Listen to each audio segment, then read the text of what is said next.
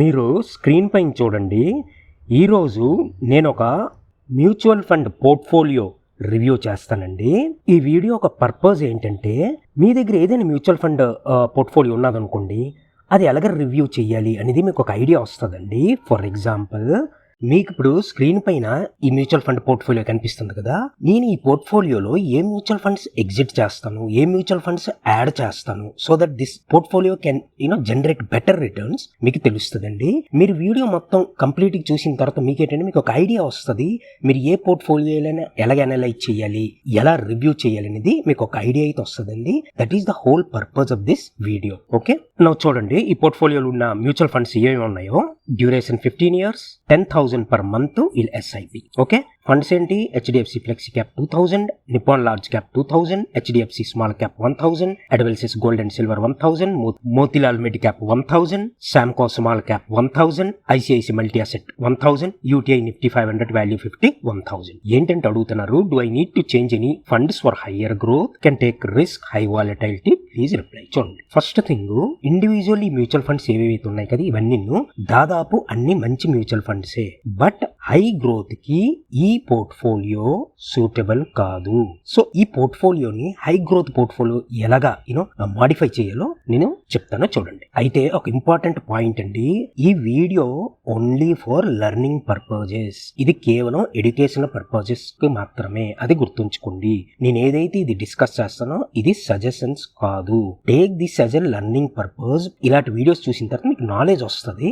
ఆ నాలెడ్జ్ మీరు మీ personal goals, మీ personal risk appetite బట్టి మీరు అప్లై చేసుకోండి. క్లియర్ కదా?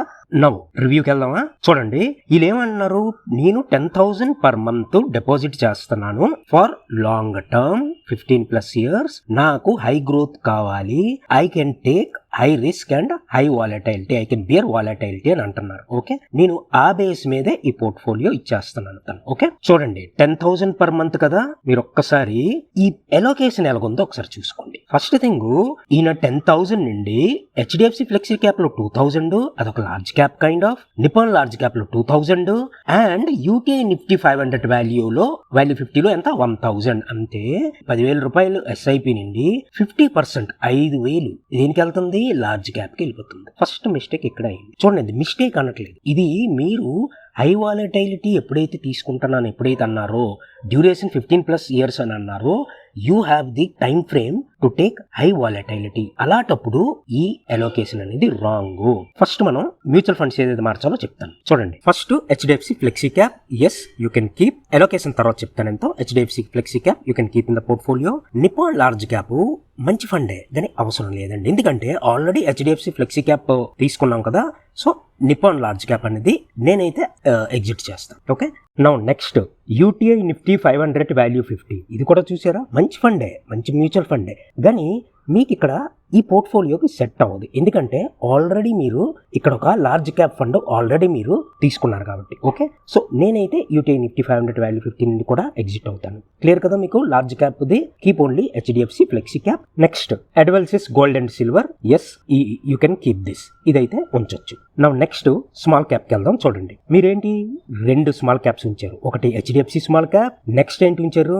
శాంకో స్మాల్ క్యాప్. చూడండి, హెచ్డిఎఫ్సి స్మాల్ క్యాప్ కొద్దిగా stable fund kind of value small cap. Okay, ఇది మంచిదే, ఉంచుకోవచ్చు. శాంకో స్మాల్ క్యాప్ మీరు ఇది ఎందుకు ఇన్వెస్ట్ చేస్తారో నాకు తెలియదండి. రీసెంట్లీ ఇది hardly 5 to 6 months, around January 2026లో అనుకుంటా ఇది లాంచ్ అయింది. బట్ స్టిల్ ఎనీవే, ఈ శాంకో స్మాల్ క్యాప్ బదులు మీరు ఏంటంటే చెయ్యాలి, you can pick any aggressive small cap funds. అంటే ఏంటి, like Motilal Oswal small cap fund, or Quant small cap, or BOI, అదే bank of India small cap fund. ఇవి అగ్రెసివ్ పిక్స్. మీది ఆల్రెడీ హెచ్డిఎఫ్సి స్మాల్ క్యాప్ ఉంది కదా, ఏదైతే అది కొంచెం వాల్యూ కొంచెం కంట్రోల్లో ఉంటుంది. ఓకే, దానికి ఇలాంటి ఫండ్కి ఏంటంటే ఎప్పుడైతే మనం ఒక అగ్రెసివ్ స్మాల్ క్యాప్ ఫండ్ ఇచ్చేసాం అనుకోండి, యాడ్ చేసుకున్నాం అనుకోండి, 2 బ్యాలెన్స్డ్ ఉంటుంది. క్లియర్ కదా?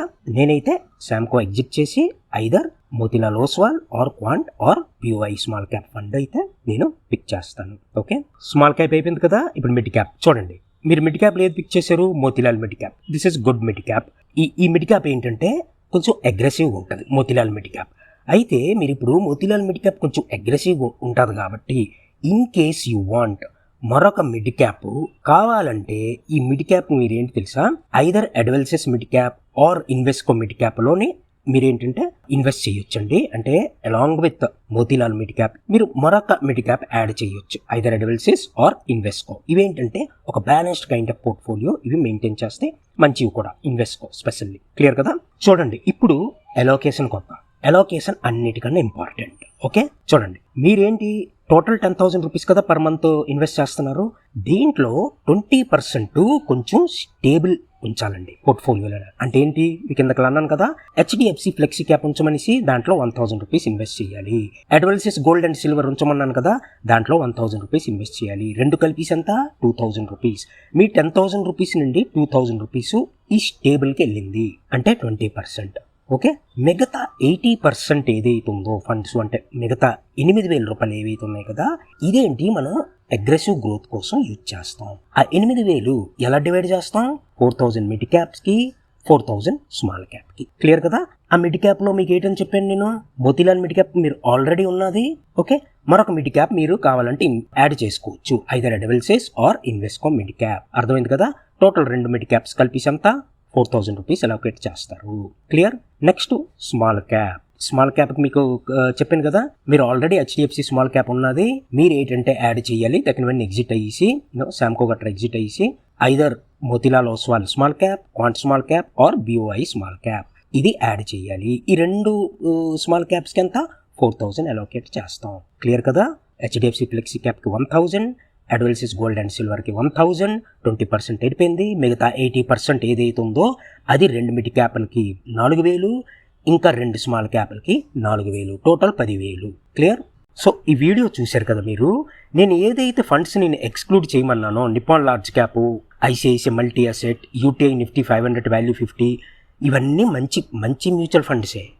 ఇవి బ్యాడ్ మ్యూచువల్ ఫండ్స్ అనట్లేదు, మంచి మ్యూచువల్ ఫండ్సే. కానీ మంచి మ్యూచువల్ ఫండ్స్ అయినంత మాత్రాన మీకు సూట్ అవుతుంది, మీ పోర్ట్ఫోలియోలో ప్లేస్ ఉంటుంది అనేది గ్యారంటీ కాదు. అది గుర్తుంచుకోండి. It differs on your risk profile, your time horizon and your allocation towards large, mid and small caps. అర్థమైంది కదా? ఫర్ ఎగ్జాంపుల్ చూడండి, అదే కానీ ఒక ఇన్వెస్టర్ కన్జర్వేటివ్ ఇన్వెస్టర్ అయ్యి ఉన్నాడు అనుకోండి, ఇది ఎక్సలెంట్ పోర్ట్ఫోలియో. కరెంట్ పోర్ట్ఫోలియో ఏదైతే ఉందో కదా, ఎక్సెప్ట్ ఫర్ శాంకో స్మాల్ క్యాప్ బదులు ఇంకేదైనా స్మాల్ క్యాప్ తీసుకుంటే ఇది ఎక్సలెంట్ పోర్ట్ఫోలియో అవుతుంది. దేనికి, కన్జర్వేటివ్ ఇన్వెస్టర్కి. కానీ వీళ్ళు హై గ్రోత్, హై వాలటైలిటీ, నేను హై రిస్క్ తీసుకుంటాను అంటున్నారు కాబట్టి ఈ పోర్ట్ఫోలియో సూట్ అవ్వదు. అది తేడా. నేను ఏదైతే ఇప్పుడు చేంజెస్ చేశాను కదా పోర్ట్ఫోలియో, ఆ చేంజెస్ చేయాలి పోర్ట్ఫోలియోకి. In case you are a high risk taker, high volatility మీరు గ్రాస్ప్ చేయగలరు అంటే, అది తేడా రెండుకున్నాం. అర్థమైంది కదా? సో ఇన్వెస్టర్ బట్టి మారుతాయి. క్లియరా? సో దిస్ ఇస్ ఇట్ అండి. లేడీస్ అండ్ జెంట్మెన్, నా ఛానల్ ఇంకా సబ్స్క్రైబ్ చేసుకోలేదంటే సబ్స్క్రైబ్ చేసుకోండి. Thanks for watching. See you in the next video.